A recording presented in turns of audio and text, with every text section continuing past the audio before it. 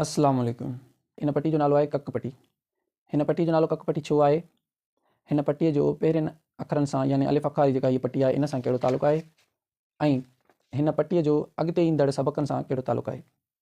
इन्हनि सभिनी सवालनि जा जवाब हिन वीडियो में ॾिना वेंदा मुकमिल तवजह सां जेकॾहिं ॿुधंदव त इंशाअल्लाह तमामु घणो फ़ाइदो मिली वेंदो तव्हांखे यादि हूंदो त जॾहिं मूं अलिफ अख़ वारी पट्टी जी जेका वीडियो रिकॉर्ड कई हुई मूं तव्हांखे ॿुधायो हुयो त हिन अखर जे बारे में हिकु अहम ॻाल्हि मां तव्हांखे अर्ज़ु कंदुसि कक पट्टीअ में, उहा ही त हीअ अखर अलिफ पढ़िजे या हमज़ो पढ़िजे, उन जे बारे में बि इंशाअल्लाह हिन वीडियो में तव्हांखे गुज़ारिश कंदुसि।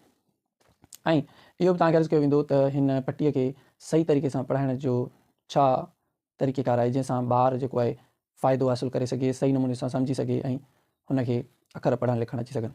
पहिरियां अचो त हुन अखर खे सम्झूं, अलिफ आहे या हमज़ो आहे। हमज़ो जेको लफ़्ज़ु आहे उहो ॿिनि तरीक़नि सां लिखिबो आहे, हिकिड़ो हे हजम सां हमज़ो, ॿियो हे हाथीअ सां हमज़ो। हे हजम वारो जेको हमज़ो हूंदो आहे उहो नालो आहे जंहिंजो तालुक़ु आहे हज़रत हमज़ा नबी करीम सल्लल्लाहु अलैहि वसल्लम जे चाचे सां।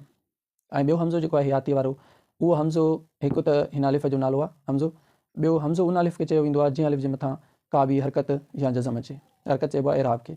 हिन अलिफ जो नालो बि हमज़ो इन जे करे ई आहे जो हीअ अलिफ जिते बि लफ़्ज़नि में ईंदो आहे त हिन ते हरकत ज़रूरु हूंदी आहे। ज़रूरी न आहे त लिखियलु हुजणु खपे, लेकिन हिन जी आवाज़ में हरकत ज़रूरु हूंदी आहे, ज़बर ज़ेर या पेश ज़रूरु ईंदी। तव्हां ॾिसंदो हीअ जेका अलिफ आहे इहा अलिफ बग़ैर हरकत जे बि किथे किथे ईंदी आहे। जीअं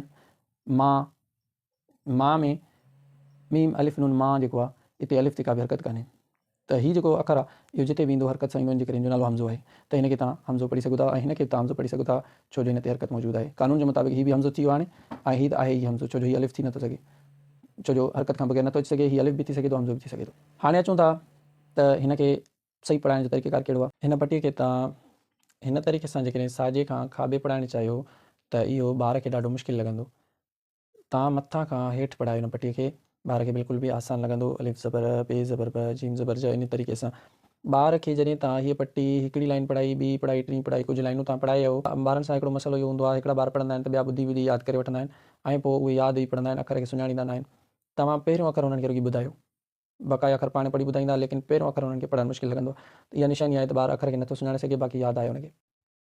इन मुश्किल खां बचण जे लाइ तव्हां हीअं कयो जो ॿार खे तव्हां हीअ लाइनूं जॾहिं ॿ टे लाइनूं पढ़ाए आयो त तव्हां छा कयो जो ॿार खे फ़र्ज़ु कयो हीअ लाइन तव्हांखे अॼु हेसि ताईं ॿुधाई अथसि, त तव्हां ॿार खे चओ पुटु हीअ लाइन हितां खां मथे पढ़े, हेठां खां। जॾहिं हीअ लाइन हेठां खां मथे पढ़ी वेंदो त तव्हां वरी हुनखे चओ त हीअ लाइन मथां खां हेठि पढ़ी ॿुधा। अहिड़े तरीक़े सां जॾहिं ॿार सही नमूने सां पढ़ी थो वञे त पोइ तव्हां हुनखे सबक़ु नओं ॾियो। जॾहिं हीअ सॼी पट्टी ॿार पढ़ी वियो आहे त पोइ तव्हां ॿार खे ॿ तरीक़ा तव्हांखे ॿुधायां थो, उन्हनि मां को बि हिकु तरीक़ो इस्तेमालु करे ॿार खे अंदोर पुछो। फ़र्ज़ु कयो तव्हां हिन ॿार खे साॼे खां खाॿे पट्टी पढ़ाई, अलिफ ज़बर तव्हां अलिफ पढ़ो या हमज़ा पढ़ो, ॿई दुरुस्त आहिनि। अलिफ मद आ, हमज़ा ज़ेर ए, अलिफ ये ज़ेर ई, अलिफ पेश उ, अलिफ ये ए, अलिफ ये ज़बर ए, अलिफ वा ओ, अलिफ वाव ज़बर औ। या वरी तव्हां ॿार खे ॾेढी लाइन सां पढ़ायो, मसलन अलिफ ज़बर अ, बे अलिफ बा, जीम ज़ेर जे, झे ये ज़ेर झी, दाल पेश दु, सीन वा पेश सू, लाम ये ले, मीम ये ज़बर मए, अलिफ वा ओ या हमज़ा वा ओ, ये वा ज़बर यौ। पट्टी जो नालो कक पट्टी रखियो अथनि। कक जेको आहे संस्कृत ॿोली जो लफ़्ज़ु आहे जंहिंजो मतिलबु आहे बेआराम थियणु, यानी बेज़ार, ख़फ़ा, तंग वग़ैरह थियणु। पर हिन पट्टी जो इहो नालो छो रखियो वियो आहे, इन जो सबबु तव्हां मूंखे कमेंट करे ॿुधाइजो त हिन पट्टी जो नालो कक पट्टी छो आहे। जेकॾहिं तव्हां ॻोल्हा कंदो त सॼी किताब में, बल्कि सॼी सिंधीअ में तव्हांखे को बि अहिड़ो लफ़्ज़ु न मिलंदो जेको लफ़्ज़ु हिननि आवाज़नि मां कंहिं बि हिकु आवाज़ खां बग़ैर ठहंदो हुजे। उनजे करे हीअ जेको कक पट्टी आहे निहायत ई अहम आहे त ॿार खे तव्हां हीअ पट्टी सही नमूने पढ़ाए पोइ तव्हां हीअ पट्टी पढ़ायो सही नमूने सां, जेको तरीक़ेकार मूं तव्हांखे ॿुधायो। इन खां पोइ तव्हां अॻिते सबक़ु पढ़ाए सघो था। जेकॾहिं तव्हांखे मुंहिंजी कोशिशि सुठी लॻे त वीडियो खे लाइक कयो ऐं जेकॾहिं कंहिं ॿिए दोस्त सां शेयर करणु चाहियो त ज़रूरु कयो ऐं तव्हां का तजवीज़ ॾियणु चाहियो त कमेंट ज़रूरु कजो। सब्सक्राइब करणु बिल्कुलु न विसारिजो ऐं हा, कक पट्टी जो मतिलबु ॿुधाइणु त हर कीज़ न विसारिजो। ॿुधाइजो त कक पट्टी छो नालो आहे हिन जो। अल्लाह हाफ़िज़।